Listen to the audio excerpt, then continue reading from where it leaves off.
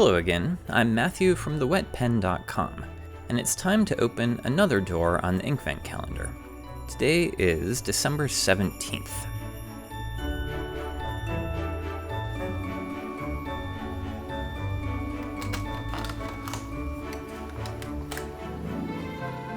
Today's ink is called Thunderbolt, which is probably a reference to Santa's reindeer Donner and Blitzen, which means thunder and lightning in German. The bottle says this is a standard ink, and since it's a blue ink, I'm going to swab it on some Canson Bristol paper, which is the same thing as a standard color ring, then Clairefontaine, and Tomoe River 68 GSM. As soon as I opened this bottle, it smelled familiar. It's not a strong smell, but it is distinctive. I can only describe it as smelling like my elementary school. Maybe it's a chalky smell? I don't know, but the ink certainly is not. It's a really vibrant medium blue with no hint of green, maybe leaning a bit purple. I guess I'd call that a royal blue. When it's dry, it produces no real sheen, but around the heaviest areas, there's just a bit of a grayish outline. Otherwise, the color is pretty uniform across all of the papers, and it strikes me as being more opaque than usual. The more I use this ink, the more it reminds me of a particular ink that I already own.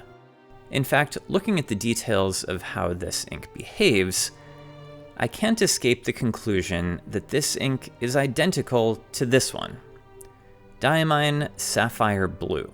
This swatch is 3 years old and on a different paper, so we'll have to come back to that. Otherwise, the fact that there's no green in it reminds me a bit of this Cleo Royal Blue, although it may not be as saturated. I also have a couple of Papier Plume inks that are a similar hue, although they're much more watery.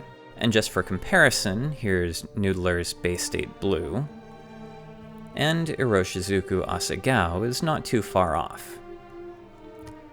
But let's get back to Sapphire Blue. I think that these inks deserve to be tested on the same piece of paper together. Here I'm using Rhodia. I'll start by swabbing the Thunderbolt. And now the Diamine Sapphire. As soon as I open the bottle, I know why Thunderbolt smelled familiar. Sapphire is exactly the same.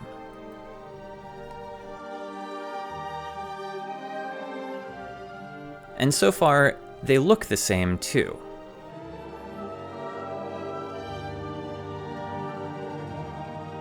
Now I'll try the Cleo ink.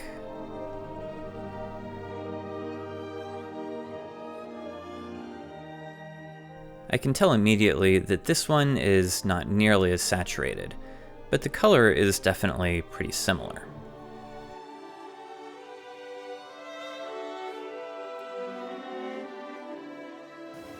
Once they're dry, here's a close-up of the Thunderbolt on the left and the Sapphire on the right. And in person, they look identical. Even the grayish, brownish outline of sheen is identical. And when I rinsed off my ink swabs, which are normally reusable, this was the result. The Cleo washed clean away, as is typical, but the two Diamine inks left behind an identical purple-blue stain. Before I wrap this up, here's a quick writing sample on Rhodia. And another one on Tomoe River. I really like this ink, but I'm completely baffled by how identical it is to an existing ink that is already very popular. I'm gonna have to look around and see if other people are getting different results. Maybe Diamine is just trying to breathe new life into an old ink formula? I don't know. But that's it for today. If you haven't already taken a moment to give this video a thumbs up, or even a thumbs down for that matter, I always appreciate that. And I'll see you back here tomorrow with another new bottle of ink. Stay safe out there, everyone.